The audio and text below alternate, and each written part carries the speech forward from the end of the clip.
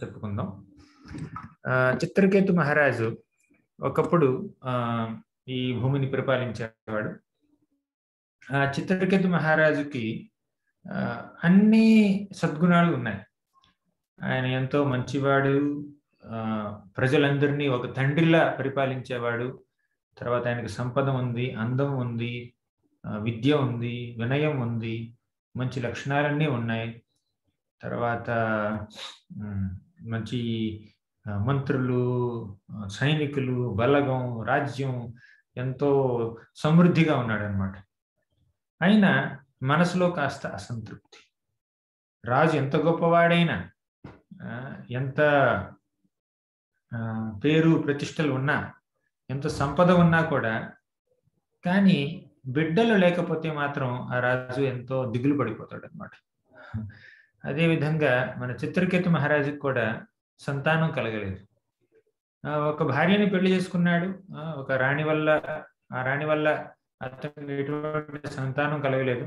మళ్ళీ రెండవ పెళ్లి చేసుకున్నాడు, అయినా సంతానం కలగలేదు. మూడవ పెళ్లి, నాలుగవ పెళ్లి, 10 సార్లు పెళ్లి చేసుకున్నాడు. 100 భార్యలు, 1000 భార్యలు, 1,00,000 భార్యలు, అయినా సంతానం కలగలేదు. అలా పెళ్లి చేసుకుంటూ చేసుకుంటూ 1,000,000 మంది భార్యలకి భర్త అయ్యాడు. 1,000,000 మంది రాణులు ఉన్నా కూడా ఒక్క రాణి కూడా సంతానం ఇవ్వలేకపోయింది అనమాట. అంటే చిత్రకేతు మహారాజుకి సంతానం కలిగే భాగ్యం లేదు, అయినా కూడా ప్రయత్నిస్తున్నాడు అనమాట. కొన్నిసార్లు మన వల్ల కొన్ని పనులు అవ్వకపోవచ్చు, లేదంటే మనకి ఏదైనా పొందే ఒక వరం కానీ, ఒక భాగ్యం కానీ, పొందే అవకాశం కానీ, అదృష్టం కానీ మనకి లేకపోవచ్చు. అయినా కూడా లోపల కోరిక ఎంతో బలీయంగా ఉంటుంది అనమాట ఒక బద్ధ జీవుడికి. ఆ విధంగా చిత్రకేతు మహారాజు ఎంతో బలీయంగా కోరుకుంటున్నాడు అనమాట. నాకు బిడ్డ కావాలి, ఎలా అయినా కూడా ఒక కొడుకు కావాలి. ఒక రకంగా చూస్తే ఇది భౌతికపరమైనటువంటి ఒక అటాచ్మెంట్ అన్నమాట, బంధం. ఈ బంధాల్లోనూ బాంధవ్యాల్లోనూ కోరికల వల్ల ఎన్నో బంధాలు కలుగుతూ ఉంటాయి అన్నమాట. అందులో చిక్కుకుపోతూ ఉంటారు. ఇప్పుడు తనకు ఒక తనయుడు కావాలి అన్న ఒక కోరికతో 1,000,000 మంది రాణుల్ని, భార్యల్ని పెళ్లి చేసుకున్నాడు అనమాట. సరే, ఒక పరంగా చూస్తే అది భౌతిక జగత్తు మీద ఉండేటటువంటి వ్యామోహం అనొచ్చు. కానీ ఇంకొక విధంగా చూస్తే రాజ్యం పట్ల తనకున్న బాధ్యత అని కూడా చూడొచ్చు మనం. ఇప్పుడు ఒక బాధ్యత కలిగినటువంటి ఒక రాజు తన తదనంతరం రాజ్యాన్ని ఎవరు స్వీకరించగలరు, ఎవరు మనోరంజకంగా, సర్వజన రంజకంగా ఆ రాజ్యాన్ని పరిపాలించగలరు అన్న విషయం గురించి ఒక రాజు ఆలోచించడంలో తప్పులేదు. నాకు అన్ని సద్గుణాలు కలిగినటువంటి ఒక బిడ్డ కావాలి, ఒక కుమారుడు కావాలి. ఆ కుమారుణ్ణి సర్వసన్నద్ధుణ్ణి చేసి నేను విరమించే సమయంలో అతన్ని రాజ్యానికి అధినేతగా నియమించాలి, ఇది నా బాధ్యత అన్న ఒక భావనతో తను కోరుకున్నాడు అనమాట. ఒక బిడ్డను కోరుకున్నాడు అనమాట. సో ఆ విధంగా చూస్తే చిత్రకేతు మహారాజు యొక్క కోరిక, బిడ్డలు కావాలి అన్నటువంటి ఆ కోరిక తప్పు కాదు. అందులో ఎంత మాత్రం తప్పు లేదు. కానీ ఇంకొక రకంగా భౌతిక పరంగా అదొక కోరిక. అంటే తనకి కుమారుడు కలిగే భాగ్యం లేదన్న విషయం తెలుస్తుంది. ఎన్ని 1,000,000 మంది భార్యలు చేసుకున్నా కూడా, భార్యలు పెళ్లి చేసుకున్నా కూడా కుమారుడు కలగట్లేదంటే అది తనకు రాసిపెట్టి లేదు. ఆ విషయం గ్రహించాలి. ఇంకా దానికోసం ఇంకా ప్రయత్నించి ఇంకా బాధలో ఉంటే ఇక అది వ్యామోహం అనే చెప్పాలన్నమాట, ఒక రకంగా చూస్తే. సో ఆ విధంగా మనం ఈ సన్నివేశాన్ని, ఘట్టాన్ని మనం 2 కోణాల్లో చూడాలన్నమాట. సరే, చిత్రకేతు మహారాజు రాజ్యాన్ని పరిపాలిస్తున్నాడు బాధ్యతతో. కానీ లోపల మాత్రం కాస్త అసంతృప్తి, దిగులు ఉంది. ఆయన అసంతృప్తి చూసి ఈ మిగిలినటువంటి రాజ్యంలోని ప్రజలు కూడా కాస్త అసంతృప్తి పాలవుతున్నారు అనమాట. అది ఎందుకంటే రాజు మనసులో వెలితి ఉంటే అది ప్రజల మనసులో కూడా అది వెలితే కదా ఒక రకంగా చూడాలంటే. ఓ, మా రాజుగారు ఇంత బాధపడుతున్నారు, ఆయన ఇంత గొప్పవాడైనా కూడా ఒక తనయుడు లేడు, అని ప్రజలు కూడా కొంతమంది బాధపడుతున్నారు అనమాట. సరే, ఒకరోజు అంగిర ఋషి అనేటటువంటి ఒక ఋషి వచ్చాడు ఈ రాజ్యానికి. ఆ అంగిర ఋషి ఈ అంటే చెప్పకుండా, అతిథిగా చెప్పకుండా, ఎలా అంటే ఋషులు ఏమిటంటే ఒక ప్రదేశం నుంచి ఇంకో ప్రదేశానికి ప్రయాణిస్తుంటారు. తన యొక్క ప్రయాణాల్లో ఈ చిత్రకేతు మహారాజు యొక్క భవనానికి వచ్చాడు అంగిర ఋషి. చిత్రకేతు మహారాజు ఈ బ్రాహ్మణుణ్ణి, ఈ ఋషిని చూసి ఎంతో ఆనందించి సాదరంగా ఆహ్వానించాడు అనమాట తన ఇంట్లోకి. ఆయనకి కూర్చోవడానికి ఒక ఆసనాన్ని సమకూర్చి ఆయన పాదాలని తన చేతులతో స్వయంగా కడిగి ఆ పాదాలు కడిగినటువంటి ఆ నీళ్లని తన నెత్తి మీద జల్లుకున్నాడు అనమాట. ఈ విధంగా స్వయంగా ఈ ఈ యొక్క ఋషికి ఆతిథ్యాన్ని ఇచ్చి ఆయన్ని ఎంతో గౌరవంగా ఆయన్ని చూసుకున్నాడు అనమాట మన ఈ చిత్రకేతు మహారాజు. సో ఈ ఆతిథ్యానికి మెచ్చాడు అంగిర ఋషి. అంగిర ఋషి, నువ్వు ఎంతో గొప్ప రాజువి, నీలో అతిథులకు ఎలా మర్యాద చేయాలన్న విషయం గురించి నీకు చాలా బాగా తెలుసు. ఎవరైనా ఒక గృహస్థుడు కానీ, ఒక రాజు కానీ, ఒక అతిథి తన ఇంటికి వస్తే సాధారణంగా ఆహ్వానించాలి, ఏమేం కావాలో అన్ని సమకూర్చాలి. నువ్వు అవన్నీ చేశావు, నేను ఎంతో ఆనందించాను. కానీ నాకు ఒక ప్రశ్న. నీ రాజ్యం ఎంతో సమృద్ధిగా ఉంది, నీకెంతో రాజ్యం, బలగం, డబ్బు, పరపత్తి, పేరు, ప్రతిష్టలు, తర్వాత శక్తి, శౌర్యాలు అన్నీ ఉన్నాయి. కానీ నీ ముఖం చూస్తే నీ మనసులో ఏదో వెలితి ఉంది అన్న విషయం నాకు అవగతం అవుతుంది, నాకు అర్థం అవుతుంది. నీలో మనసులో ఎక్కడో కాస్త బాధ ఉంది, నువ్వు ఆనందంగా లేవు, అది నీ ముఖంలో కనబడిపోతుంది. ఇంతకీ నీ బాధకి కారణం ఏమిటి? నీ ప్రజలు నీ మాట వినట్లేదా? నీ మంత్రులు నిన్ను అనుసరించట్లేదా? ఎందుకంటే ఒక రాజు యొక్క ఆనందం కేవలం తన యొక్క మానసిక పరిస్థితి మీద కానీ, తన యొక్క శారీరక పరిస్థితి మీద కానీ, తన యొక్క కుటుంబ పరిస్థితి మీద మాత్రమే ఆధారపడి లేదు.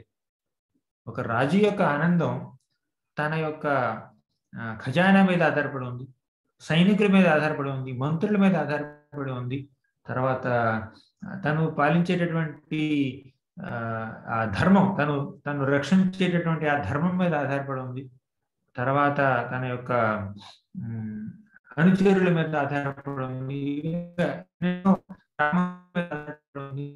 అంటే పూర్తిగా స్వతంత్రుడు కాదు.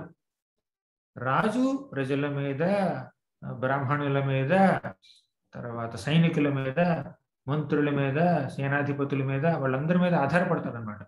వారు ఆనందంగా ఉంటే ఈయన ఆనందంగా ఉన్నట్టే. కానీ కొన్నిసార్లు రాజు ఎదురుగా వారు ఈ ప్రజలు, సైనికులు కానీ, మంత్రులు కానీ కొన్నిసార్లు రాజుని గౌరవించకపోవచ్చు, రాజు ఎదురుగా నమ్రతని చూపించలేకపోవచ్చు. దానికి కారణం ఏమిటంటే రాజులో తనని తాను నియంత్రించుకునే శక్తి లేకపోవడం అన్నమాట. అంటే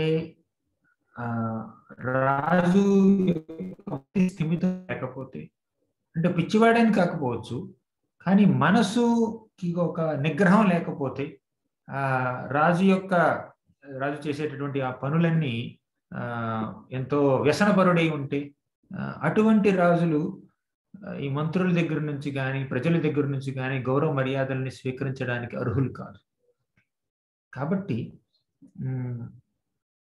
అంగిర ఋషి ఏం అడిగాడంటే, నువ్వు నీ మనసు నీ యొక్క నియంత్రణలో ఉందా లేదా దారి తప్పిందా? నాకు చెప్పు, ఏమిటా విషయం అని అడిగాడు అనమాట. అడిగితే అప్పుడు మన ఈ చిత్రకేతు మహారాజు ఏమన్నాడంటే, అయ్యా, నువ్వు మహా ఋషివి, గొప్ప జ్ఞానివి, బ్రాహ్మణుడివి. నా ముఖ కవళికలను చూసి నా మనసులో వెళుతుందని కనిపెట్టిన నీకు నేను ఎందుకు ఇలా బాధపడుతున్నా విషయం కూడా చాలా సులభంగా అర్థం చేసుకోగలను. కానీ నువ్వు నన్ను అడుగుతున్నావు కాబట్టి నేనే చెప్తాను. నా బాధకి కారణం నీకు తెలిసే ఉంటుంది, ఎందుకంటే నీ మనసులో పవిత్రత ఉంది. పవిత్రమైనటువంటి మనసు ఉన్నవాళ్ళు, నిస్వార్థమైనటువంటి మనసు ఉన్నవాళ్ళు అవతలి వాళ్ళ మనసుని ఎంతో సులభంగా అర్థం చేసుకోగలుగుతారు అన్నమాట. కాబట్టి నీకు నా బాధ యొక్క కారణం తెలిసే ఉంటుంది. అయినా నేను చెప్తాను. నా బాధకు కారణం ఏమిటంటే నా రాజ్యం, నా సంపద, నా డబ్బు, నా భార్యలు, నా మంత్రులు, నా ప్రజలు, నా యొక్క సైనికులు ఇన్ని ఉన్నాయి నా దగ్గర. వాళ్ళెవరు నాకు ఆనందాన్ని ఇవ్వలేకపోతున్నారు. ఎందుకంటే నాకు ఒక బిడ్డ లేడు. నాకు సంతానం లేదు కాబట్టి నాకు ఎంత సంపద ఉన్నా కూడా అది నాకు ఆనందం ఇవ్వలేకపోతుంది అన్నమాట.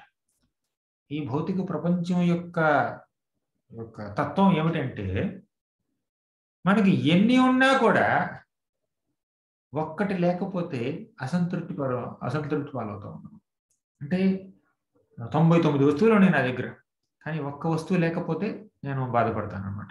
అంటే ఇప్పుడు మనం చూస్తే ఇప్పుడు ఒక విందు భోజనం పెట్టారనుకోండి. ఆ విందు భోజనంలో 14 రకాల పదార్థాలు వడ్డిస్తున్నారు. నా పళ్ళెంలో 13 పదార్థాలు ఆల్రెడీ వడ్డించేశారు. కానీ ఆ 14వ పదార్థం నా దగ్గరికి రాలేదు. అది నా ఫేవరెట్ ఐటమ్. నా దగ్గరికి రాలేదని అసంతృప్తి ఉంటుంది అన్నమాట. 13 ఉంది, ఈ 13తో కడుపు నిండుతుంది. ఇది కడుపు నిండటమే కాదు, ఇంకా ఎక్కువ, నేను తినగలిగిన దానికన్నా ఎక్కువ. ఇన్ని ఐటమ్స్ ఎక్కడ తింటాం? అయినా కూడా అందరికీ వచ్చింది, నా ఒక్కడికి రాలేదు. అందరికీ ఆ లడ్డు పంచుతున్నారు, అలా జిలేబీ పంచుతున్నారు, నాకు మాత్రం పంచలేదు అన్న అసంతృప్తి లోపల ఉంటుంది అనమాట. ఎందుకంటే మనసు యొక్క తత్వమే అలాంటిది అనమాట. అంటే మన దగ్గర ఏది ఉందో దాని గురించి ఆలోచించకుండా ఏది లేదో దాని గురించి బాధపడడం ఎక్కువ అనమాట మనసు చేస్తున్న పని. కాబట్టి మన చిత్రకేతు మహారాజు ఏమనుకున్నాడంటే, ఏం చెప్పాడంటే, నాకు బిడ్డలు లేరు కాబట్టి నాకు అసంతృప్తిగా ఉంది. నాకు బిడ్డలు కలిగే మార్గం ఏమైనా ఉంటే నాకు చెప్పండి అని అడిగాడు అన్నమాట. అప్పుడు అంగీరర్షి చిత్రకేతు మహారాజుకి ఒక పాఠం నేర్పాలనుకున్నాడు అనమాట. నీకు 1,00,000 మంది, 1,000 కోటి మంది భార్యలు ఉన్నా కూడా నీకు పిల్లలు లేరు. నీకు పిల్లలు లేకపోవడం అనేది నీకు అలా రాసిపెట్టి ఉంది. నీకు పిల్లలు కలగరు. దానిని నువ్వు స్వీకరించాలి. దానిని నువ్వు స్వీకరించాల్సినటువంటి బాధ్యత నీకుంది. కానీ నువ్వు ఇంకా పిల్లల కోసం ప్రాకులాడకూడదు అన్న విషయాన్ని ఈయనకి చెప్పాలి అని అనుకున్నాడు. కానీ చెప్తే అర్థం చేసుకునే పరిస్థితుల్లో లేడు. మనకి కోరిక ఎంతో బలీయంగా ఉంటే మనం అర్థం చేసుకోలేమన్నమాట. మన మనసులో కోరిక చాలా ఎక్కువ ఉందనుకోండి, ఈ కోరిక తీరాలని ఎంతో బలీయంగా మనం అనుకున్నాం అనుకోండి, మనం ఎంత మంచి సలహాలు మనకు వచ్చినా కూడా మనం వినే పరిస్థితులు మనం ఉన్నాం. కాబట్టి ఈయన అంగీరర్షి ఏమనుకున్నాడంటే, సరే ఆయన చిత్రకేతు మహారాజా, నేను ఒక యజ్ఞం తలపెట్టాను, ఆ యజ్ఞం చేస్తాను. ఆ యజ్ఞ పురుషుడు యజ్ఞంలో నుంచి వచ్చి ఆ పాయసాన్ని నీకు ఇస్తాడు. ఆ పాయసాన్ని నువ్వు నీ భార్యకి ఇస్తే నీకు సంతానం కలుగుతుంది. సో నీకు సంతానం కలగాలని నేను యజ్ఞం చేస్తాను అని అన్నాడు. సరే, ఎంతో ఆనందించాడు చిత్రకేతు మహారాజు. అరే, నాకు సంతానం లేదు, సంతానం కలగడానికి ఒక యజ్ఞం చేస్తున్నాడంటే నేను ఎంత అదృష్టవంతుడిని. సరే చెయ్యండి, ఏం కావాలో నేను అన్ని సమకూరుస్తాను అని అన్నాడు అనమాట. సరే, మన అంగీరర్షి యజ్ఞం చేశాడు. ఆ యజ్ఞంలో ఒక యజ్ఞ పురుషుడు వచ్చి పాయసాన్ని ఇచ్చాడు అనమాట. ఆ పాయసాన్ని 1,00,00,000 మంది భార్యల్లో ఎవరికి ఇవ్వగలడు? ఒక్కొక్కరు ఒక స్పూన్ కూడా రాదు. ఎవరికి ఇవ్వాలో తెలియక మన చిత్రకేతు మహారాజు ఏమనుకున్నాడంటే, నా జ్యేష్ఠ పత్ని అందరికంటే శ్రేష్ఠ పత్ని అనుకుని తన పెద్ద భార్యకి ఇచ్చాడనమాట. ఆవిడ పేరు కృతద్యుతి. జ్యేష్ఠ పత్ని, అందరికంటే పెద్ద భార్య, శ్రేష్ఠ పత్ని అంటే అందరిలోకి మంచిది, శ్రేష్టమైనది. కాబట్టి నేను ఆవిడకి ఇస్తానని చెప్పేసి మొత్తం పాయసం మొత్తాన్ని ఆవిడకి ఇచ్చాడు. మిగిలిన వాళ్ళందరికీ ఏమీ దొరకలేదు. సరే, ఆవిడ ఆ పాయసం తాగింది, క్రమేణా గర్భవతి అయింది, త్వరలో పుత్రుడికి సంతానాన్ని ఇవ్వబోతుంది. కానీ ఈ సందర్భంలో యజ్ఞం అంటే సంతానం కలగబోతుంది అని మన చిత్రకేతు మహారాజు సంబరపడే సందర్భంలో మన అంగిర ఋషి ఒక మాట చెప్పాడు. అయినా చిత్రకేతు, నువ్వు ఎంతో ఆనందంగా ఉన్నావు, నీకు సంతానం కలగబోతుందని ఎంతో ఆనందిస్తున్నావు నువ్వు. కానీ నీకు కలిగే బిడ్డ నీకు హర్షాన్ని శోకాన్ని రెండింటినీ కలిగించగలడు. ఆ బిడ్డ వల్ల నీకు ఆనందం కలుగుతుంది, బాధ కూడా కలుగుతుంది. అంటే చిత్రకేతు మహారాజు అర్థం కాలేదు. ఆ ఒక్క మాట చెప్పేసి వెళ్ళిపోయాడు అనమాట. మన చిత్రకేతు మహారాజుకి ఆ ఒక్క మాట చెప్పి అంగిర ఋషి అక్కడి నుంచి వెళ్ళిపోయాడు, రాజ్యం నుంచి వెళ్ళిపోయాడు. చిత్రకేతు మహారాజుకి ఏమనిపించిందంటే, నా సంతానం నాకు ఆనందాన్ని కలిగిస్తుంది, బాధను కూడా కలిగిస్తుంది. ఏమిటి దీని అర్థం? నాకు లేక కలిగిన సంతానం కాబట్టి ఆ సంతానాన్ని నేను అల్లారు ముద్దుగా చూసుకుంటాను కాబట్టి కొంచెం అల్లరి పనులు చెయ్యవచ్చు. నాకు పుట్టబోయే బిడ్డ, నా కుమారుడు అల్లరి చేస్తూ ఉండొచ్చు, లేదంటే బాగా నాకంటే శక్తివంతుడై ఉండొచ్చు. అందుకే నేను ఇలా బాధ కలిగిస్తాడేమో అని అనుకున్నాడు అనమాట. అంటే దానికి ఒక భాష్యం తానే ఇచ్చుకున్నాడు అనమాట, తన ఊహలోనే ఇచ్చుకున్నాడు. అంటే నాకు కుమారుడు కలుగుతాడు, ఆ కుమారుడు కాస్త అల్లరి వాడవుతాడు. సరే, అసలు కుమారుడు లేకపోవడం కన్నా అల్లరి చేసి కొడుకుండడం బెటర్ కదా, అది కొంచెం బెటర్ అని చెప్పేసి ఆనందించాడు అనమాట. కానీ ఇంకొక రకంగా ఎలా ఆలోచించాడంటే, నా కుమారుడు నన్ను మించినటువంటి రాజు అవుతాడు. చిత్రకేతు మహారాజు ఏమనుకున్నాడంటే, అసలు సంతానం లేకపోవడం కంటే ఏదో ఒక సంతానం కలగడం మంచిదే కదా అనుకున్నాడు. కాలక్రమేణా తన భార్య, జ్యేష్ఠ భార్య, శ్రేష్ఠ భార్య కృతద్యుతి ఒక కుమారుడికి జన్మనిచ్చిందనమాట. ఇక చిత్రకేతు ఆనందానికి చిత్రకేతు మహారాజు ఎంతో సంబరపడిపోయి తన రాజ్యంలో ఉండేటటువంటి ప్రజలందరికీ ఆవుల్ని, తర్వాత బంగారాన్ని దానం ఇచ్చాడనమాట. బ్రాహ్మణులను కూడా పిలిచి తన బంగారాన్ని, ఆవుల్ని గోదానం, భూదానం అవన్నీ చేశాడనమాట. సో ఈ విధంగా చిత్రకేతు మహారాజు ఎంతో సంబరపడిపోయాడు. ఆ క్షణం నుంచి చిత్రకేతు మహారాజు ఈ బిడ్డను వదిలిపెట్టలేదు, ఆ తల్లిని కూడా వదిలిపెట్టలేదు. ఎల్లప్పుడు ఎప్పుడు చూసినా ఆ బిడ్డతోనూ ఆ తల్లితోనే కాలం గడుపుతున్నాడు తప్పితే ఇక వేరే పనుల మీద ధ్యాస పెట్టట్లేదు అనమాట. అలా మిగిలిన 99,99,999 మంది భార్యలు ఉన్నారు, వాళ్ళు ఎవరిని చూడట్లేదు అనమాట. కేవలం ఈ ఒక్క భార్య దగ్గరే ఆయన సమయం ఆయన స్పెండ్ చేస్తున్నాడు అనమాట. సరే, ఇలా జరుగుతున్నప్పుడు ఈ మిగిలిన 99,99,999 మంది భార్యలు, వారి మనసులో ఒక బాధ కలిగిందనమాట. సంతానం లేనటువంటి భార్యని ఒక భర్త ఈ విధంగా నిర్లక్ష్యం చేస్తాడు. సంతానం లేదు కాబట్టి మమ్మల్ని ఏ విధంగా నిర్లక్ష్యం చేస్తున్నాడే మా భర్త. ఆ పాయసం ఆ కృతజ్ఞతకి ఇచ్చాడు, మాకిస్తే మాకు సంతానం కలిగేది కదా, మాకెందుకు ఇవ్వలేదు? ఇది పక్షపాతం. అంతేకాకుండా మమ్మల్ని నిర్లక్ష్యం చేస్తున్నాడు, బిడ్డ కలగలేదు కదా, మమ్మల్ని నిర్లక్ష్యం చేస్తున్నాడు, మా వంక కూడా చూడట్లేదు, మా యొక్క భవనాలకి రావట్లేదు, మా యొక్క మందిరాలని అసలు పూర్తిగా మర్చిపోయాడు అని వాళ్ళు ఎంతో బాధపడ్డారు. అసలు సంతానం లేనటువంటి ఒక స్త్రీ ఎంత దురదృష్టవంతురాలంటే ఒక పరిచారిక కంటే హీనం ఆవిడ పరిస్థితి, అలా అనుకున్నారు వాళ్ళు. అంటే ఇదంతా వారి యొక్క భ్రమ, వారి యొక్క ఊహాగమనం. ఇప్పుడు వీళ్ళు ఏమనుకున్నారంటే, కనీసం పరిచారికైనా కూడా చిత్రకేతు మహారాజ్కి వారి యొక్క భర్తకి ఏదో ఒక సేవ చేస్తుంది అనమాట. అప్పుడప్పుడు చూసే అవకాశం ఉంది. అక్కడ రాజుగారు అక్కడ కూర్చుంటే తీసుకెళ్ళి మంచినీళ్ళు అందించవచ్చు, లేకపోతే ఫలాలు పుష్పాలు ఏదో ఒకటి అందించవచ్చు. కానీ పరిచారిక కూడా కలిగినటువంటి భాగ్యం, అంటే రాజుని గారిని కలిసే భాగ్యం పరిచారిక కలుగుతుంది, కానీ మాకు కలగట్లేదు. అంటే సంతానం లేని భార్య పరిచారిక కన్నా హీనం అని వాళ్ళు అనుకున్నారు అనమాట. సరే, కానీ చిత్రకేతు మహారాజు ఎంతో ఆనందంగా గడుపుతున్నాడు అనమాట. తన కాలాన్ని ఎంతో ఆనందంగా వెచ్చిస్తున్నాడు. ఈ పిల్లవాడిని చూసి మురిసిపోవడంలోనే సమయం అంతా పోతుంది అనమాట. ఆ పిల్లవాడు ఎప్పుడు తల్లి దగ్గర ఉండాలి కదా, కాబట్టి తల్లి దగ్గర పిల్లవాడి దగ్గర హర్షశోకుడు వీళ్ళిద్దరి దగ్గరే ఆయన యొక్క సమయం అంతా వెచ్చిస్తున్నాడు. అప్పుడు ఈ మిగిలిన వాళ్ళలో మిగిలిన భార్యల్లో ఈర్ష్య, ద్వేషం, అసూయ పేర్కొన్నాయి అన్నమాట. వారు ఏమనుకున్నారంటే, మా యొక్క ఇటువంటి పరిస్థితికి కారణం ఎవరు? కొత్తగా వచ్చినటువంటి ఆ బిడ్డ. ఇప్పటి వరకు చిత్రకేతు మహారాజు తన 1,000,000 మంది భార్యల్ని సమానంగా చూశాడు. కానీ ఇప్పుడు ఒక్క భార్యకి ఎక్కువ ప్రాముఖ్యతనిచ్చి మిగిలిన వాళ్ళందరినీ నిర్లక్ష్యం చేస్తున్నాడు. ఎందుకు? ఆ కొత్త బిడ్డ పుట్టాడు కాబట్టి.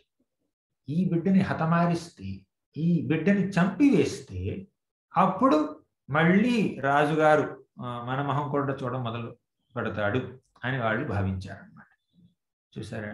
ఆ ఈర్ష్య, ద్వేషం, అసూయ, పగ, కోపం, ఎదుటి వారి యొక్క ఒక మంచి పరిస్థితిని చూసి ఓర్వలేనితనం, వారి యొక్క సంతోషాన్ని చూసి నేను ఓర్చుకోలేను, నేను తట్టుకోలేను, అటువంటి భావన ఉందన్నమాట వీళ్ళందరిలో. ఇప్పుడు ఇంతకీ ఈ 99,99,99,999 మంది భార్యలు అందరూ గుమిగూడి వీళ్ళందరూ బిడ్డని చంపేద్దాం అనుకున్నారన్నమాట. వారిలో అటువంటి భావన కలగడానికి కేవలం వారే బాధ్యుల? ఇంకెవరు బాధ్యులు కారా? అలా మనం అనలేం. ఎందుకంటే వారిలో ఉండేటటువంటి ఆ దురాలోచనకి కారణం చిత్రకేతు మహారాజు. వారు అలా ఆలోచించడం తప్పే, ఖచ్చితంగా వారి తప్పే. వారు ఈ రాజు పట్ల కోపాన్ని పెంచుకోవడం, వారి యొక్క సపత్ని పట్ల ద్వేషాన్ని, ఈర్ష్యని పెంచుకోవడం, పసికందుని చంపాలని ఒక కోరిక వారిలో కలగడం, అలా వాళ్ళు ప్లాన్ చేసుకోవడం, ఇదంతా వారి తప్పే, అందులో సందేహం లేదు. కానీ ఈ తప్పుకి వారిలో ఇటువంటి భావన కలగడానికి కేవలం వారు మాత్రమే బాధ్యులు కాదు, చిత్రకేతు మహారాజు కూడా బాధ్యుడే. చిత్రకేతు మహారాజు వారిని నిర్లక్ష్యం చేయడం వల్లనే కదా వీళ్ళందరూ ఇలా అనుకున్నారు. అంటే స్వతహాగా వారిలో ఒక పరిపక్వత లేదు, వారిలో సద్భావన లేదు, వారిలో భక్తి లేదు, వారిలో శ్రద్ధ లేదు, వారిలో ఎదుటి వారి యొక్క గొప్పతనాన్ని చూసి హర్షించేటటువంటి ఆ యొక్క శక్తి వాళ్ళలో లేదు. అందుకే వాళ్ళు ఆలోచించారు, అందులో సందేహం లేదు. అయినప్పటికీ వారు అలా ఆలోచించడానికి కాస్త పరోక్షంగా కారణం చిత్రకేతు మహారాజు కూడా. అంటే చిత్రకేతు మహారాజు మరీ అంటే కొత్తగా బిడ్డ కలిగాడు కాబట్టి మరీ సంబరపడిపోయాడు. ఆ సంబరంలో ఏం చేయలేకపోయాడు అనమాట. వీళ్ళని నిర్లక్ష్యం చేశాడు కొంతకాలం పాటు. కొంతకాలం గడిస్తే మళ్ళీ వాళ్ళ కానీ వీళ్ళలో ఆ సహనం లేకపోయింది కాబట్టి బిడ్డని చంపేయాలని వాళ్ళు నిర్ణయించుకున్నారు. కేవలం నిర్ణయం తీసుకోవడం మాత్రమే కాదు, ఆ బిడ్డకి ఈ గరళం ఇచ్చారు అన్నమాట, విషాన్ని ఇచ్చారు. బిడ్డ నిద్రలోనే చచ్చిపోయాడు. అంటే శిశుహత్యకు కూడా పాల్పడ్డారు. అంటే ఈ 99,99,999 మంది స్త్రీలు దారుణంగా శిశుహత్యని చేశారన్నమాట. ఇది దేశం యొక్క ప్రభావం. అందులో మన సుఖదేవ్ గోస్వామి వారు ఏమంటారంటే, ఎవరికైతే మనసులో పూర్తిగా ఈర్ష్య, ద్వేషం, అసూయలు కలిగి ఉంటాయో వారి వివేకాన్ని కోల్పోతారన్నమాట. వారి మనసులో వారి ఇంటెలిజెన్స్, వారి యొక్క వివేకం పనిచేయదు. అంటే వివేకాన్ని కోల్పోతారు. తర్వాత వారు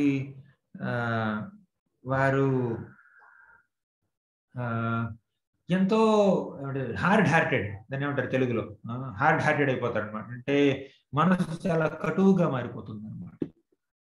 మనసులో కాస్త జాలి, దయ, కరుణ ఏమీ ఉండవు. మనసు ఎంతో కటువుగా మారిపోతుంది అనమాట. సో వివేకాన్ని కోల్పోతారు, మనసు కటువుగా మారుతుంది, హృదయం చాలా కటువుగా మారిపోతుంది. తర్వాత మూడవది ఏంటంటే వారు గరం దదుహు కుమారాయ, వారు ఎదుటి వాళ్ళకి ఒక హానిని కలిగించడానికి కూడా సంకోచించరు అన్నమాట. ఎటువంటి సంకోచం లేకుండా వారు ఎదుటి వాళ్ళని చంపగలరు, తర్వాత లేదంటే వారికి ఏదో ఒక రకమైన హాని కలిగించగలరు అనమాట. ఇది ఈ మూడు ఈర్ష్య యొక్క, ద్వేషం యొక్క లక్షణాలు ఈ మూడు అనమాట. వివేకాన్ని కోల్పోవడం, మనసు కటువుగా మారడం, ఎదుటి వాళ్ళకి హాని చేయాలని ఆలోచించడం కాదు, చేసేయడం. ఇలా చేశారు వాళ్ళు. సరే, ఈ బిడ్డ పడుకున్నాడు, నిద్రలోనే చచ్చిపోయాడు. ఆ విషయం తల్లికి తెలీదు. ఇంతసేపు పడుకుంటున్నాడు ఏంటో పిల్లవాడు, కాసేపులో లేచిపోతాడు జనరల్గా, నిద్ర లేవలేదు ఇంకా అని చెప్పి వేచి చూస్తుంది అనమాట తల్లి కృతజ్ఞతి. ఇంకా లేవట్లేదు కాబట్టి పరిచారికను పిలిచింది. వెళ్ళి బిడ్డని లేపు అని అనమాట. సో పరిచారిక వెళ్ళి బిడ్డని లేపడానికి ప్రయత్నించింది, కానీ బిడ్డ లేవట్లేదు. కాస్త చూస్తే బిడ్డ మరణించాడన్న విషయం తెలిసింది పరిచారిక ఈ విషయాన్ని జీర్ణించుకోలేకపోయింది. అక్కడే కుప్పకూలిపోయింది, మూర్చపోయింది, చాలా గట్టిగా అరిచి అక్కడే కుప్పకూలిపోయింది అనమాట. ఎందుకు పరిచారిక ఇలా అరుస్తుంది అని చెప్పి పరిగెత్తుకుంటూ వచ్చింది అనమాట రాణి కృతజ్ఞతి. చూస్తే బిడ్డ మరణించున్నాడు. ఈ విషయాన్ని స్వీకరించలేకపోయింది అనమాట మన కృతజ్ఞతి ఎంతో వాపోయింది, ఎంతో బాధపడింది అనమాట. ఆ బాధలో కృతజ్ఞతి భగవంతుణ్ణే నిందించింది. కృతజ్ఞతి ఎంతో బిగ్గరగా ఏడుస్తున్నప్పుడు ఈ మిగిలినటువంటి ఈ స్త్రీలు ఎవరైతే ఈ బిడ్డకి విషయాన్ని చంపేశారో వాళ్ళు కూడా అక్కడికి వచ్చారు. వాళ్ళు కూడా ఏడవడం ప్రారంభించారు. నటన.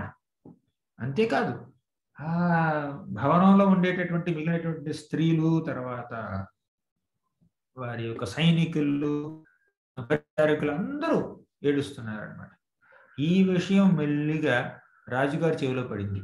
చిత్రకేతు మహారాజు ఎక్కడో ఉన్నాడు అంటే విన్నాడు, నీ బిడ్డ మరణించాడు అన్న వార్తను విన్నాడు. అక్కడి నుంచి పరిగెత్తుకుని వచ్చాడనమాట. మధ్యలో మూర్చపోతున్నాడు, పడిపోతున్నాడు, లేస్తున్నాడు, అలా ఏదో ఒక విధంగా ఆ యొక్క భవనానికి వచ్చాడు. చూస్తే భార్య ఏడుస్తుంది, భార్యలందరూ ఏడుస్తున్నారు, బిడ్డ మరణించాడు. ఇక ఈ రాజ్యం మొత్తం, ఆ రాజభవనం మొత్తం పూర్తిగా శోకావర్తం అయిపోయింది అన్నమాట. శోకంలో మునిగిపోయింది. ఇక చిత్రకేతు మహారాజుకి ఏం చేయాలో అర్థం కాలేదు. ఆయన కూడా కుప్పకూలిపోయాడు, ఏడవడం ప్రారంభించాడు. ఈ సందర్భంలో కృతజ్ఞతి భగవంతుని నిందిస్తుంది అనమాట. భగవంతుని ఏమందంటే, భగవంతుడా నీకు అసలు సృష్టి చేయడమే రాదు, తండ్రి జీవించి ఉండగా బిడ్డ ఎలా చనిపోతాడు? పసికందుని ఎలా చంపుతావు? నువ్వే మాకి బిడ్డనిచ్చావు. ఈ బిడ్డ పట్ల ప్రేమాభిమానాలు పెరగడానికి కారణం కూడా నువ్వే. ఈ విధంగా ఇద్దరు వ్యక్తుల్ని దగ్గరికి తీసుకొచ్చి వారి బంధాల్లోనూ, బంధుత్వాల్లోనూ, స్నేహాల్లోనూ, ప్రేమ ఆప్యాయతలు బాగా ఇరికించి వెంటనే వారిని దూరం చేస్తావా? వారిని ప్రేమ ఆప్యాయతలో నిమగ్నం చేసింది, ముంచేసింది నువ్వే, కానీ ముంచిన నువ్వే తెంచేస్తావా ఆ బంధాలని అని చెప్పి ఎంతో బాధపడింది కృతజ్ఞతి. కృతజ్ఞత యొక్క బాధకి అవధులు లేవు. కానీ ఈ బాధలో భగవంతుడిని నిందించింది ఆవిడ. భగవంతుడే నిందించింది. అసలు నువ్వు ఒక ఎటువంటి అనుభవం లేనటువంటి, ఎటువంటి వివేకం లేనటువంటి ఒక పిల్లవాళ్ళ ప్రవర్తిస్తున్నావు, ఒక మూర్ఖుడైనటువంటి బాలుళ్ళ ప్రవర్తిస్తున్నావు. ఏమిటి అసలు నువ్వు చేసే పని? ఇది ఏమైనా సబబుగా ఉందా? ఇంత పసికందుని చంపేయడం. భగవంతుడు చంపలేదు, వీళ్ళు చంపారు, తన యొక్క సపత్నులే చంపారు. ఆ విషయం ఆవిడకి తెలియదు. కాబట్టి భగవంతుడే నిందిస్తుంది అనమాట. ఇప్పుడు ఈ ప్రపంచంలో వ్యక్తులకి ఏదైనా బాధలు వస్తే ఆ బాధలు వారు అనుభవించలేరు కాబట్టి భగవంతుడిని నిందిస్తూ ఉంటారు అన్నమాట. ఇప్పుడు అప్పుడప్పుడు మనం సినిమాలో చూస్తూ ఉంటాం, ఇప్పుడు ఎవరికైనా బాధ వస్తే గుడికి వెళ్తాడు, అప్పుడు గుడికి వెళ్తాడు, గంటలన్నీ ఊగుతూ ఉంటాడు, గాలి వస్తూ ఉంటే ఏదో పాట పాడతాడు, భగవంతుడిని నిందిస్తూ ఉంటాడు అనమాట. ఎందుకు హీరో కానీ హీరోయిన్ కానీ వాళ్ళ నిందిస్తారు భగవంతుడిని, ఎందుకంటే ఆ బాధలన్నింటికి భగవంతుడే కారణం.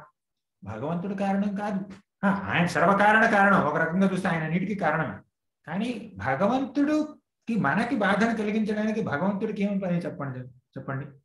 అంటే మనల్ని బాధల్లో ఉంచి ఆ మనం అలా బాధపడుతుంటే ఉంటే చూడడానికి ఆయనకి ఏమైనా ఆనందం వస్తుందా? ఆయనకి ఏమైనా గొప్ప గొప్ప బ్లిస్ వచ్చేస్తుందా?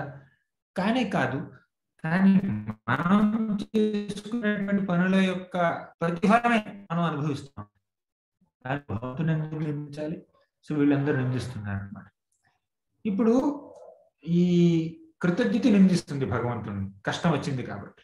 కానీ ఎంతో మంది గొప్పవాళ్ళు ఉన్నారు. కుంతి మహారాణి ఉంది, ఆవిడికి కూడా ఎన్నో కష్టాలు వచ్చాయి. తన బిడ్డల్ని ఎవరు చంపలేదు, కానీ చంపడానికి ఎన్నోసార్లు ప్రయత్నించారు. కుంతి మహారాణి యొక్క బిడ్డల్ని చంపడానికి ఎంతో మంది ఎన్నో విధాలుగా ప్రయత్నించారు. హిడింబాసురుడు, బకాసురుడు, దుర్యోధన, దుశ్శాసన, కర్ణ, శకుని వీళ్ళందరూ ప్రయత్నించారు. వారి యొక్క రాజ్యాన్ని కబళించారు, వారి యొక్క భార్యను అవమానించారు, వారి యొక్క ఇంటికి నిప్పు పెట్టారు. ఇన్ని విధాలుగా పాండవుల్ని చంపడానికి వీళ్ళు ఎంతో ప్రయత్నించారు. కానీ భగవంతుడు సంరక్షించాడు. సరే, ఇన్ని కష్టాలు మాకు కలిగించావు కదా అని చెప్పి కుంతి మహారాణి ఏమని అందా భగవంతుణ్ణి? కష్టాలు కలిగించినందుకు ధన్యవాదాలు, ఆ కష్టాల ద్వారా మీ పాదపద్మాలకి చేరుకునే అవకాశం, స్ఫూర్తి, ప్రేరణ నాకు కలుగుతున్నాయి అని కుంతి మహారాణి ధన్యవాదాలు చెప్పిందనమాట. మన కృతజ్ఞతలు తెలిపింది శ్రీకృష్ణుడికి. సరే, కుంతి మహారాణి యొక్క బిడ్డలు చావలేదు, సరే ఒప్పుకున్నాం. దేవకీ మాత 6 సంతానం చనిపోయారు, పుట్టగానే చనిపోయారు. భగవంతుణ్ణి నిందించిందా దేవకీ మాత? ఈనాడు నిందించలేదు. ఆ భగవంతుడే తన గర్భంలో జన్మిస్తాడని తెలిసి వేచి చూసిందనమాట. భగవంతుడు జన్మించగానే ఎందుకు నా 6 బిడ్డల్ని చంపేశావు అని అనలేదు. 6 బిడ్డలు కూడా నువ్వు కావాలి, 6 బిడ్డలు కూడా కావాలా చేసింది, స్తుతించింది, ఎప్పుడు నిందించలేదు. సో దేవకీమాత యొక్క సంతానం కూడా మరణించినా కూడా ఆవిడ ఇప్పుడు కృతజ్ఞత యొక్క సందర్భంలో మనం దేవకీమాత గురించి, కుంతిమాత గురించి చెప్పుకున్నాం. ఈ మిగిలిన 99,99,99,999 మంది భార్యల గురించి చెప్పుకున్నాం. వీళ్ళందరూ ఈ బిడ్డను ఎందుకు చంపారు? భర్త నిర్లక్ష్యం చేశాడు కాబట్టి చంపారు. అవునా? భర్తని నిర్లక్ష్యం చేసినటువంటి ఇంకొక స్త్రీ ఉంది. భక్త నిర్లక్ష్యం చేసినటువంటి స్త్రీ ఇంకొక ఆవిడ ఉంది. ఎవరు? సునీతి. ఉత్తానపాదుడికి 2 భార్యలు, సునీతి, సురుచి. ఇప్పుడు సురుచి తనకి ఇష్టమైనటువంటి భార్య. సునీతిని ఎప్పుడు నిర్లక్ష్యం చేసేవాడు అనమాట ఉత్తానపాదుడు. కానీ సునీతి ఈ సురుచి పట్ల గాని, ఉత్తానపాదుడి పట్ల గాని, ఉత్తముడి పట్ల గాని, ఉత్తముడు అంటే సురుచి యొక్క కుమారుడు, వీరెవరి పట్ల ఈర్ష్య, ద్వేషం, అసూయ, పగ పెంచుకోలేదు. ఎందుకంటే ఆవిడ భక్తురాలు కాబట్టి, ఆవిడ ఒక మహావైష్ణవి కాబట్టి ఆవిడ భగవంతుడి పట్ల ఎటువంటి ద్వేషాన్ని పెంచుకోలేదు. భగవంతుడి పట్ల ఏమిటి, ఎవరి పట్ల ద్వేషాన్ని పెంచుకోలేదు. కానీ భగవంతుడు మన భర్త నిర్లక్ష్యం చేశాడు కదా అని చెప్పి, ఎందుకంటే ఆవిడ భక్తురాలు. కానీ మిగిలిన ఈ చిత్రకేతు యొక్క భార్యలు ఉన్నారు చూడండి, వాళ్ళు భక్తులు కాదు. వాళ్ళు భక్తులన్న విషయం మనం చదవట్లేదు. కాబట్టి వాళ్ళు భర్త నిర్లక్ష్యం చేశాడు కదా అని చెప్పి బిడ్డని చంపేశారు. కానీ భక్త నిర్లక్ష్యం చేశాడు కదా అని చెప్పి సునీతి ఉత్తముని చంపిందా? చంపలేదే. అసలు సునీతికి ఎవరి పట్ల ఎటువంటి ద్వేష భావన లేదు. బాధపడింది, మహారాజుని అవమానిస్తే బాధపడింది, కానీ ఎవరికి ఎటువంటి హాని కలిగించలేదు. ఎవరికి ఎటువంటి హాని తలపెట్టొద్దు అని తన కొడుకు కూడా బోధించింది అనమాట. ధ్రువుడు ఏడ్చుకుంటూ వస్తే, ఆయన సురుచిని నేను అవమానించింది నిజమే, కానీ సురుచికి హాని కలగాలని నువ్వు ఎప్పుడు కోరుకోవద్దు నాయన అన్నదన్నమాట. అంటే ఆవిడలో ఎటువంటి ఈర్ష్య, ద్వేషం లేదు కాబట్టి, ఎందుకంటే ఆవిడ భక్తురాలు కాబట్టి. మనం భగవంతుడికి భక్తి చేస్తే అప్పుడు మనలో ఆ పరిపక్వత వస్తుంది అన్నమాట. మెచ్యూరిటీ అంటారు ఇంగ్లీష్లో. మనలో ఆ పరిపక్వత వస్తుంది. కాబట్టి మనం మన మన యొక్క ఈ భౌతిక జగత్తులో, మన యొక్క జీవనంలో ఎన్ని ఒడిదుడుకులు వచ్చినా, కష్టాలు వచ్చినా కూడా దాన్ని తట్టుకుని, సహనంతో తట్టుకునేటటువంటి శక్తి మనకు వస్తుందన్నమాట. అవన్నీ మనల్ని మన శుద్ధీకరణ కోసమే వస్తున్నాయన్నమాట. మనం ఇంతకుముందు ఏదో తప్పు చేసి ఉంటాం. మనకి గుర్తుండవచ్చు, గుర్తు ఉండకపోవచ్చు. ఎందుకంటే మనం నిన్న చేసిన తప్పు కాదు, 10 ఏళ్ల క్రితం చేసిన తప్పు అయి ఉండొచ్చు, లేకపోతే ఒక జన్మ క్రితం చేసినటువంటి తప్పు అయి ఉండొచ్చు. కాబట్టి అంటే మనం చేసిన తప్పుకు వెంటనే ప్రతిఫలం రాదు. కొన్ని తప్పులకు వస్తాయి, వెంటనే మనకి ఆ రియాక్షన్ వచ్చేస్తుంది. కానీ అన్ని తప్పులకు రావే. ఇప్పుడు తప్పు చేస్తే ఒక 10 ఏళ్ళ తర్వాత మనకు దాని యొక్క ప్రతిఫలం కలగవచ్చు, వచ్చే జన్మలో కలగవచ్చు. కానీ తప్పు చేసినప్పుడు ఫలితాన్ని అనుభవించవలసింది ఎవరైనా కూడా. కాబట్టి మన సునీతి తన సపత్ని మీద గాని, భర్త మీద గాని, సవతి కొడుకు మీద గాని ఎటువంటి ద్వేష భావన పెంచుకోలేదు. కానీ ఈ చిత్రకేతు యొక్క భార్యలు మాత్రం పెంచుకున్నారు. సునీతికి ఓదార్చడానికి ఎవరు లేరు. ఇప్పుడు సునీతిని నిర్లక్ష్యం చేశాడు ఉత్తానపాదుడు. సురుచి అవమానిస్తుంది, బిడ్డను కూడా అవమానించింది. సునీతి ఒక్కతే ఉందన్నమాట. కానీ ఈ వీళ్ళు ఈ చిత్రకేతు మహారాజు 99,000 చిత్రకేతు మహారాజు యొక్క ప్రతి భార్యకి 99,99,99,998 భార్యల యొక్క సహకారం ఉంది, తోడు ఉంది. మిసరీ లవ్స్ కంపెనీ అంటారు చూడండి. నేను ఒక బాధను అనుభవిస్తున్నాను, అదే బాధ ఇంకొకరు అనుభవిస్తే నా బాధ తగ్గుతుంది. ఇక్కడ అదే బాధని 99,99,999 మంది అనుభవిస్తున్నారు. వాళ్ళకి తోడు ఉంది. అయినా కూడా తోడుంటే ఏంటి, ఒకళ్ళనొకరు ఓదార్చుకోకుండా, ఒకళ్ళనొకరు సరే పర్లేదులే, రేపు వస్తాడులే, ఎల్లుండి వస్తాడులే, కొత్తగా బిడ్డ కలిగాడు కదా, కొంచెం ఎక్సైట్మెంట్ ఎక్కువైపోయింది, ఒక నెల రోజులు ఆగి వస్తాడులే, కాస్త వెయిట్ చేద్దాం అని ఓదార్చుకోవచ్చు. ఒకళ్ళనొకరు ఓదార్చుకోకుండా అందరూ కలిసిపోయి బిడ్డని చంపేద్దామని నిర్ణయం తీసుకున్నారు. ఎంత నీచమైనటువంటి నిర్ణయం అది చెప్పండి.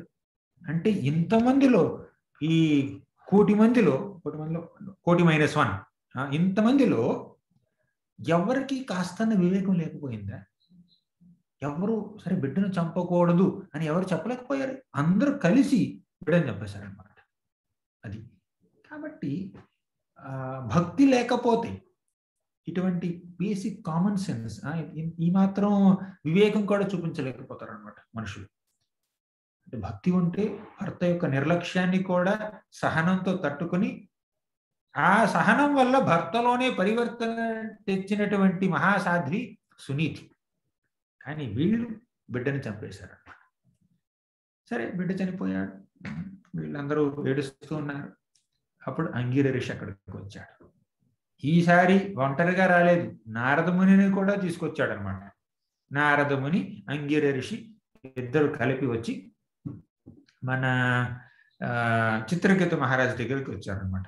అప్పుడు చిత్రకేతు మహారాజు చూశాడు, అంగిర ఋషి, నువ్వే నాతో యజ్ఞం చేపించావు, నువ్వే నాకు బిడ్డనిచ్చావు, బిడ్డ చనిపోయాడు ఇప్పుడు అంటే. అప్పుడు అంగిర ఋషి ఏమన్నాడంటే, ఇంతకుముందు నీకు సంతానం లేని సమయంలో నేను వస్తే, అప్పుడు సంతానం కావాలి అని బలీయమైన కోరికతో నువ్వు ఉన్నావు. సంతానం కావాలన్నటువంటి ఆ కోరిక వల్ల నీ మనసంతా పూర్తిగా బాధతో నిండిపోయిందన్నమాట. కాబట్టి అప్పుడు నేను నీకు ఎటువంటి భక్తిని బోధించలేదు. అప్పుడు సరే, యజ్ఞం చేసిన తర్వాత నీకు సంతానం కలుగుతుంది అన్న ఆనందంలో మునిగిపోయావు అనమాట. అప్పుడు కూడా నేను నీకు భక్తిని బోధించలేదు. ఎందుకంటే మనకి అపరిమితమైనటువంటి బాధ ఉన్నా, అపరిమితమైనటువంటి సంతోషం ఉన్నా కూడా మనం ఏ బోధనని స్వీకరించలేము. ఎవరైనా మనకు బోధిస్తున్నప్పుడు మనం మరీ ఎక్కువగా ఎమోషనల్ అయిపోతే, మనలో బాధ కానీ సంతోషం కానీ మరీ ఎక్కువగా ఉంటే, అపరిమితంగా ఉంటే, అవతల వాళ్ళు చెప్పే విషయాలు, మంచి విషయాలు మనం వినలేకపోతాం అన్నమాట. కాబట్టి అంగిర ఋషి ఇంతకుముందు భక్తిని గురించినటువంటి ఎటువంటి బోధన ఈ చిత్రకేతు మహారాజుకి ఇవ్వలేదు. కానీ ఇప్పుడు సంతానం కలగలేదన్న బాధ లేదు. సంతానం కలిగిన తర్వాత వచ్చే ఆనందాన్ని కాస్త తెవి చూశాడు కొంతవరకు, కొంతకాలం. సంతానం కలిగింది, సంతానం పోయింది. ఇప్పుడు వేరే రకమైన బాధ ఉందన్నమాట. ఇటువంటి బాధలో నుంచి కాస్త వైరాగ్యం జన్మించవచ్చు. ఈ సందర్భంలో భక్తిని గురించి బోధిస్తే అప్పుడు అర్థం చేసుకోగలడు అన్న ఉద్దేశంతో అంగిర ఋషి నారదమునిని కూడా తోడు తీసుకొచ్చాడు అనమాట. ఇప్పుడు నారదముని మొదలు పెట్టాడు ఆయన యొక్క ప్రవచనం మన ఈ అంగిర ఋషికి, సారీ మన చిత్రకేతు మహారాజు. కనీసం ఒక 2 అధ్యాయాలు ఈ యొక్క నారదముని యొక్క బోధనలోనే జరిగిపోతాయి అన్నమాట. సరే, ఈ నారదముని ఏమన్నాడంటే, నాయన చిత్రకేతు మహారాజా, ఈ ప్రపంచంలో మనం ఎంతో మంది మనుషులు, ఎంతో మంది వ్యక్తుల యొక్క సాన్నిహిత్యంలోకి వస్తాం అన్నమాట. మనకి ఎంతో మంది స్నేహితులు ఉండొచ్చు, బంధువులు ఉండొచ్చు, ఎరుగు పొరుగు వాళ్ళు ఉండొచ్చు. కానీ వారితో మన సంబంధ బాంధవ్యాలు ఎక్కువ కాలం ఉండవు. అవి ఒక జన్మకి మాత్రమే పరిమితం. ఒక జన్మలో కూడా ఇంకొక వ్యక్తితో నువ్వు ఎంతకాలం కలిసి ఉంటావు చెప్పు? పుట్టినప్పటి నుంచి మరణించినంత వరకు ఒకే వ్యక్తితో మనం కలిసి ఉండగలమా? చాలా అరుదు. మహా అయితే భార్యాభర్తలు, అంటే వారు కొంచెం యుక్త వయసు వచ్చిన తర్వాత వాళ్ళు కలుస్తారనమాట. ఒక పెళ్లి, ఆ వివాహం ద్వారా వాళ్ళు కలుస్తారు. 20 ఏళ్ళో 25 ఏళ్ళో ఎప్పుడో ఎంతో. ఆ వయసు నుంచి చనిపోయే వరకు కలిసి ఉండవచ్చు, కలిసి ఉండొచ్చు. అది కలియుగంలో అది కూడా కష్టం. భర్త ఒక దగ్గర, భార్య ఒక దగ్గర, ఇద్దరు ఉద్యోగాలు చేస్తూ ఉంటారు. తల్లి ఒక దగ్గర, తండ్రి ఒక దగ్గర, బిడ్డలు ఇంకొక దగ్గర. ఇంట్లో ఉన్నది నలుగురే, కానీ నలుగురు కలిసి ఇంట్లో ఉండడం చాలా అరుదు అనమాట. అలా జరుగుతుంది. అంటే కలియుగం యొక్క లక్షణం అది. కలియుగంలో ఇప్పుడు మనం మొదటి స్కందంలో చెప్తారు, కలియుగంలో ఏమిటంటే బంధువులైనా కూడా, సన్నిహితులైనా కూడా కలిసి ఉండే అవకాశం చాలా తక్కువగా ఉంటుంది వాళ్ళకి. అది సరే. ఇప్పుడు మనం ఇంకొక వేరే వాళ్ళతో కలిసి ఉండడం, వాళ్ళు ఎంత స్నేహితులైనా కూడా వారితో కలిసి ఉండడం చాలా అరుదు మనకి. కాబట్టి మనం అర్థం చేసుకోవాల్సింది ఏమిటంటే, ఇక్కడ ఆయన ఒక ఉదాహరణ ఇస్తాడనమాట నారదుడు. ఇప్పుడు సముద్రం ఒడ్డున మనం నడుస్తూ ఉన్నప్పుడు మన కాళ్ళకి కొంచెం ఇసుక రేణువులు తగులుతూ ఉంటాయి అన్నమాట. అంటే ఇప్పటి వరకు ఆ ఇసుక రేణువులన్నీ ఒక దగ్గర ఉన్నాయి. మనం నడుస్తున్నప్పుడు కొన్ని ఇసుక రేణువులు మన పాదాలకు అంటుకుంటాయి. అలా మనం ముందుకు నడుస్తున్నప్పుడు ఈ ఇసుక రేణువులు ఎక్కడి నుంచి అక్కడికి వెళ్తాయి, అక్కడి నుంచి ఇంకెక్కడికో వెళ్తాయి. మనం సముద్రం ఒడ్డు నుంచి బయటకు వచ్చాం, రోడ్డు మీదకి వచ్చాం, అక్కడ కూడా ఇసుక రేణువులు వస్తాయి. అంటే ఇప్పుడు ఇంతకుముందు కలిసి ఉన్నాయి, ఇప్పుడు విడిపోయినాయి. ఎలా అయితే ఇసుక రేణువులు సముద్రం యొక్క అలల వల్ల కానీ, మనుషుల యొక్క నడక వల్ల కానీ అప్పుడప్పుడు కలుస్తాయి, తర్వాత విడిపోతాయి. అదే విధంగా వ్యక్తులు కూడా, ఈ భౌతిక ప్రపంచంలో ఉండేటటువంటి మనుషులు కూడా కలుస్తారు, విడిపోతారు. ఇటువంటి శ్లోకం ఇంకోటి ఉంది, మన 10వ స్కందంలో వస్తుంది. నైకత్ర ప్రియ సంవాస సుహృదాం చిత్రకర్మణం ఊఘేన వ్యూహమానానాం ప్లవానాం శ్రోతశో యథా. నా ఏకత్ర ప్రియ సంవాస, ఎంత సన్నిహితులైనా కూడా ఒక దగ్గర, సంవాస అంటే కలిసి జీవించడం కష్టం, అరుదు. ఎందుకంటే సుహృదాం చిత్రకర్మణం, ఒక్కొక్క వ్యక్తికి ఒక్కొక్క రకమైనటువంటి కర్మ ఉంటుంది. నా కర్మ ఫలితం వల్ల నేను ఒక ప్రదేశంలో కొంతమంది వ్యక్తుల మధ్యలో ఒక విధంగా జీవనం గడపవచ్చు కొంతకాలం వరకు. ఎప్పుడైతే నా కర్మ ఫలితాన్ని నేను అనుభవిస్తానో, ఈ సన్నివేశం నుంచి, ఈ ప్రదేశం నుంచి, ఈ మనుషుల యొక్క సాంగత్యం నుంచి నేను వేరే దగ్గరికి వెళ్ళిపోతాను. వాళ్ళకి కూడా అదే రకమైనటువంటి కర్మ ఫలితం ఉంది కాబట్టి వాళ్ళు కూడా నా సాంగత్యంలోకి వచ్చారు.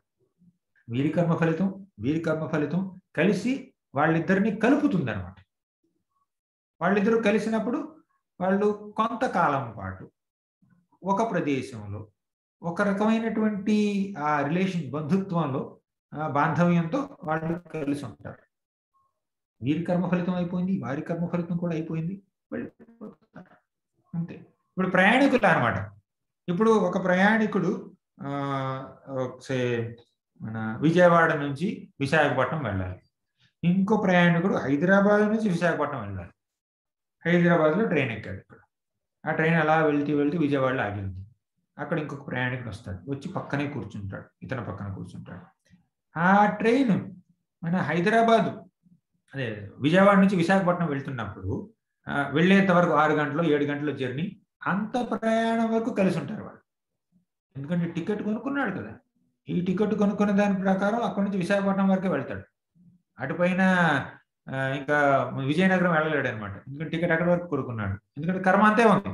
ఇతని కర్మ ఇంత పొడుగు ఉంది, అతని కర్మ ఇంత ఉంది. ఈ కర్మ ప్రకారం ఇతని కర్మ ప్రకారం అతని కర్మ ప్రకారం 12 గంటలు ఈ ప్రయాణంలో 6 గంటలు మాత్రమే వాళ్ళు కలిసి ఉండగలరు. అలా ఎలా అయితే ఒక రైలు ప్రయాణంలో ప్రయాణికులు కలుస్తారు విడిపోతారు కొన్ని గంటల పాటు, అదేవిధంగా ఈ జీవన ప్రయాణంలో కూడా వ్యక్తులు కలుస్తారు విడిపోతారు. అది విడిపోయిన తర్వాత మళ్ళీ కలిసే అవకాశమే లేకపోవచ్చు. మళ్ళీ జన్మలో ఇంకెప్పుడు కలిసి ఉండకపోవచ్చు. ఎంతమంది ప్రయాణికులు చూసాం మనం. రైల్లో ప్రయాణం చేసాం, ఫ్లైట్లో ప్రయాణం చేసాం, తర్వాత బస్సుల్లో ప్రయాణం చేసాం, రిక్షాల మీద ప్రయాణం చేసాం. మన పక్కన చాలా మంది కూర్చున్నారు. వాళ్ళలో ఎంతమందితో మనం సంబంధ బాంధవ్యాలు ఏర్పరచుకున్నా కూడా ఎంతమందితో పాటు మనం టచ్లో ఉండగలిగాం? చాలా కష్టం. సో అదే విధంగా మరి నారదముని ఇలాగే చెప్తున్నాడు. నారదముని వీళ్ళందరికీ ఏమంటున్నాడంటే, ఆయన చిత్రకేతు మహారాజు అంటున్నాడు, ఇప్పుడు ఇతడితో నీకుండేటటువంటి సంబంధం చాలా పరిమితం, కొంతకాలం వరకే పరిమితం, ఎల్లప్పుడూ ఇతడితో ఉండలేవు నువ్వు. ఇప్పుడు ఈ పిల్లవాడు కొద్ది రోజుల నెలలో, నాకు వయసు గురించి అక్కడ రాయలేదు పెద్దగా, కొంతకాలం పాటు ఈ పిల్లవాడు నీకు తెలుసు. ఈ పిల్లవాడిని నువ్వు కుమారుడుగా అనుకుంటున్నావు, ఈ జీవుణ్ణి. ఇతడు నీ బిడ్డగా జన్మించక ముందు ఎక్కడుండేవాడు? ఇప్పుడు చనిపోయాడు, ఎక్కడికి వెళ్తున్నాడు నీకు తెలుసా? ఇతడు పుట్టక ముందు ఎవరో నీకు తెలియదు, చనిపోయిన తర్వాత ఎటు వెళ్తున్నాడో నీకు తెలియదు. ఈ జీవన ప్రయాణంలో కాస్త కొద్ది నెలల పాటు నీతో పాటు ఉన్నాడు. అంతలోని కుమారుడు అంటావా? అంటే అనాలి, కానీ అది శాశ్వతం అనుకోకూడదు. ఇప్పుడు ఈ విషయాన్ని ఇంకా బాగా బోధించడం కోసం నారదముని ఆ కుమారుడిని అన్నాడు, ఆ జీవుడిని అన్నాడు, లే అన్నాడు. ఆ చనిపోయినటువంటి బిడ్డ లేచి కూర్చున్నాడు అనమాట. లేచి కూర్చున్నాడు. అప్పుడు నారదముని అడిగాడు, నీ తల్లిదండ్రులు నీకోసం బాధపడుతున్నారు అన్నాడు. తల్లిదండ్రుల ఎవరు? ఎవరంటే వీళ్ళే, చిత్రకేతు మహారాజు, కృతద్యుతి, వీళ్ళందరూ నీతో కోసం బాధపడుతున్నారు. అప్పుడు మన జీవుడు ఏమన్నాడంటే, ఆ పిల్లవాడు ఏమన్నాడంటే, నాకు ఇంతకు ముందు ఎన్నో జన్మలు ఉన్నాయి. కుక్కగా పుట్టాను, కుక్క తల్లిదండ్రులు ఉన్నారు. పిల్లిగా పుట్టాను, పిల్లి తల్లిదండ్రులు ఉన్నారు. తర్వాత ఇంకా వేరే ప్రవేశించాను. అప్పుడు ప్రతి జన్మలోనూ నాకు ఒక తల్లి ఒక తండ్రి ఉన్నారు. ఇప్పుడు ఈ జన్మలో వీళ్ళు నాకు తల్లిదండ్రులు అని అడిగారు అనమాట. ఓకేనా? కానీ అంటే తల్లిదండ్రులైనా కూడా వాళ్ళు ఒక జన్మ ఒక అంతరం పరిమితం. అన్ని జన్మల్లో అదే సేమ్ తల్లిదండ్రులు ఉండరు కదా. అంటే భగవంతుడు వేరు, శ్రీకృష్ణుడికి శాశ్వతమైనటువంటి తల్లిదండ్రులు ఉంటారు, ఆయన మనకి శాశ్వతమైనటువంటి తండ్రి. కానీ బద్ధజీవులు కొంతమంది తల్లిదండ్రులకు పుడతారు ఒక జన్మలో, ఇంకో జన్మలో ఇంకెవరికైనా పుట్టవచ్చు. అలా అని మనం మన తల్లిదండ్రులని నిర్లక్ష్యం చేయకూడదు. ఓకేనా? ఇప్పుడు ఈ వృత్తాంతం యొక్క సారాంశం ఇది కాదు. తల్లిదండ్రుల్ని కానీ అక్క చెల్లెల్ని అన్నదమ్ముల్ని నిర్లక్ష్యం చేయండి, ఈ సంబంధ బాంధవ్యాలు ఏవి శాశ్వతం కాదు, కాబట్టి వాళ్ళ మొహం కూడా చూడకండి, వాళ్ళ ప్రేమతో ఆప్యాయతో వాళ్ళతో ఉండకండి, అది కాదు దీని సారాంశం. వీటన్నిటికీ అతీతంగా మనందరికీ ఇంకొక రిలేషన్షిప్ ఉంది, ఇంకొక సంబంధం ఉంది, అది భక్తి సంబంధం. అంటే మన స్నేహితులైనా, కుటుంబ సభ్యులైనా, తర్వాత ఇంకెవరైనా, నార్మల్ ప్రజలైనా, ఇరుగు పొరుగు వాళ్ళైనా అందరూ భగవంతుడి బిడ్డలే. కాబట్టి మనందరికీ బాంధవ్యం ఉంది, సంబంధ బాంధవ్యాలు ఉన్నాయి. కానీ ఆ సంబంధానికి బాంధవ్యానికి ఆధారభూతుడు శ్రీకృష్ణుడు. వాంసో జీవలోకే జీవభూత సనాతన అంటే అందరూ ఆయన యొక్క బిడ్డలే. ఆ రకంగా మనందరి సంబంధం ఆధ్యాత్మిక పరమైనటువంటి సంబంధం.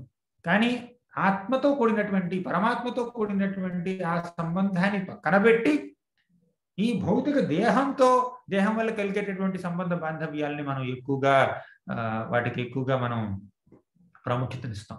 అది మనం చేసే తప్పు అనమాట. ఈ శరీరం ద్వారా వచ్చేటటువంటి ఈ శారీరక సంబంధాలు, బాంధవ్యాలు శాశ్వతం కాదు. ఆత్మతో ఒక ఆత్మకి ఇంకొక ఆత్మకి సంబంధం ఉంటుంది. ఆ సంబంధానికి ఆధారం శ్రీకృష్ణుడు, భగవంతుడు. అది. సో అటువంటి సంబంధం శాశ్వతమైనది. కానీ శరీరం ద్వారా వచ్చేటటువంటి సంబంధం శాశ్వతమైనది కాదు. ఈ విషయాలను చెప్పాడు అనమాట. సరే, నారదముని ఇన్ని విషయాలు చెప్తే అప్పుడు చిత్రకేతు మహారాజు అర్థం చేసుకున్నాడు. ఇప్పుడు అర్థమైంది నాకు. ఇంకా చాలా పెద్ద వృత్తాంతం ఉంది. అప్పుడు నారదముని చిత్రకేతు మహారాజుకి ఒక మంత్రాన్ని ఉపదేశించాడు. ఈ మంత్రాన్ని నువ్వు జపిస్తే, సంకర్షణ మంత్రం, ఈ మంత్రాన్ని నువ్వు వారం రోజుల పాటు జపిస్తే ఆ సంకర్షణుణ్ణి నువ్వు ప్రత్యక్షం చేసుకోవచ్చు అన్నాడు అనమాట. సరే, అలా జపించాడు. ఎంతో భక్తి శ్రద్ధలతో జపించాడు. తర్వాత సంకర్షణుడు ఆయనకి ప్రత్యక్షమయ్యాడు అనమాట. తర్వాత చిత్రకేతు మహారాజుని విద్యాధర లోకానికి అధిపతిగా చేశాడు అనమాట సంకర్షణుడు. ఇది చిత్రకేతుడి యొక్క వృత్తాంతం. ఆ తర్వాత చిత్రకేతు శివుణ్ణి చిత్రకేతు మహాభక్తుడయ్యాడు. కానీ ఆయనలో కాస్త గర్వం ఉంది. ఆ గర్వాన్ని నిర్మూలించడం కోసం భగవంతుడు ఇంకొక సన్నివేశాన్ని ఆయన యొక్క జీవనంలో ఉంచాడు. ఏమిటంటే, ఆయన ఒకసారి శివుణ్ణి కాస్త విమర్శిస్తాడు అనమాట. అప్పుడు పార్వతి కోపం వచ్చి చిత్రకేతు మహారాజుని శపిస్తుంది అనమాట. నువ్వు రాక్షసుడి వైపు ఉంటుంది. అప్పుడు చిత్రకేతు మహారాజు వృత్రాసురుడిగా మారాడు. సరే, వృత్రాసురుడిగా చిత్రకేతు మహారాజు ఇంద్రుడి చేతిలో మరణించి భగవద్ధామాన్ని చేరుకున్నాడు అనమాట. అది ఇంకో పెద్ద వృత్తం. ప్రస్తుతానికి ఈ ఒక్కరోజు, ఈ గంటలో మనం చిత్రకేతు యొక్క వృత్తాంతాన్ని మాత్రం చర్చించుకున్నాం. ఇంతటితో నేను ముగిస్తాను. భాగవతం కి జయ. శ్రీల ప్రభు.